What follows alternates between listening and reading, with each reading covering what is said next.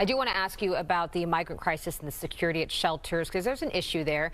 The private security that has been there all along saying, we're done. We don't want to work anymore. It's too dangerous. It's too volatile. We're dealing with migrant gang workers. We're unarmed. So with the private security, who are tough individuals, and they're saying we don't want to be there, we feel unsafe, yet we have to put these shelters next to paying tax members and private citizens who have no choice in what pops up next to them. Do you think that's fair? Well, I don't think it's fair what's happening on a national level. We have received over 80,000, I think we're close to 87,000 migrant asylum seekers that have arrived at our city. We have an obligation that we must fulfill, and finding a location to do so has been extremely challenging, but we've lived up to those responsibilities. Just take a peek across this entire country and look at what's happening in other cities. People are sleeping on the streets in encampments. In this city, we have not had one child sleep on our streets because we did not fulfill our obligation. And we've always had security at our shelters. And if there's a contractor that states they don't want to do it, there are other contractors that state they want to do it. So this is not a crisis of finding security. This is a crisis that we're not receiving the support we should be receiving from the national government. This is unfair to New York. I've said this over and over again, and we have been navigating the challenges of having a double population in our shelter system totally. Yeah, you are right. It's unfair to New York, but you've been saying that the city has reached a breaking point financially dealing with this migrant crisis. Would you and the city council maybe consider rescinding the right to shelter order when you hit that real breaking point? Because right now we're at over 85,000 migrants coming to the city, but at some point you're probably going to have to say, we really can't take any more.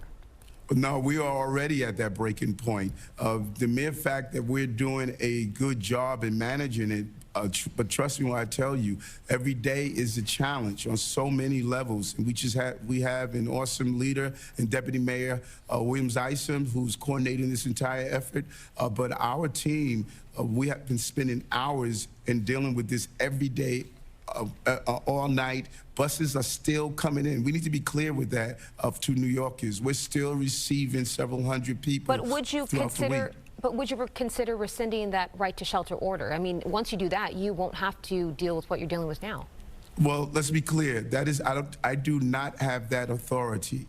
That is a court decision, and we're going to court to look at several different measures on how to deal with this crisis. But I want New Yorkers to understand, the mayor of the city of New York, I do not have the authority to determine what's going to happen to right to shelter or any other rule that's dealing with housing. Who does? A judge. A judge. A judge. Yes. And where is Senator Schumer in this? Because, you know, he's one of the most powerful people in D.C., you know, right by the President of the United States.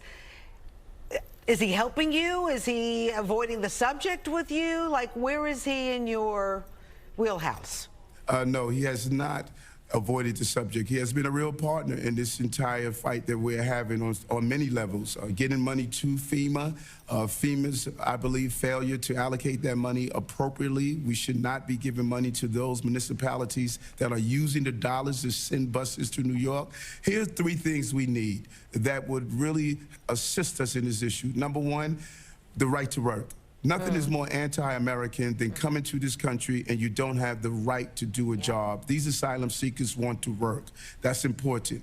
Expedite their ability to determine if they could stay or not. The system is totally bottlenecked, and do a decompression strategy at the border. Don't have the plan B to come to New York City to deal with this issue. That is what we're facing in the city right now, and give us the funding that we need. This should not be on taxpayers' dollars. This should be on the national payment for dealing with this crisis.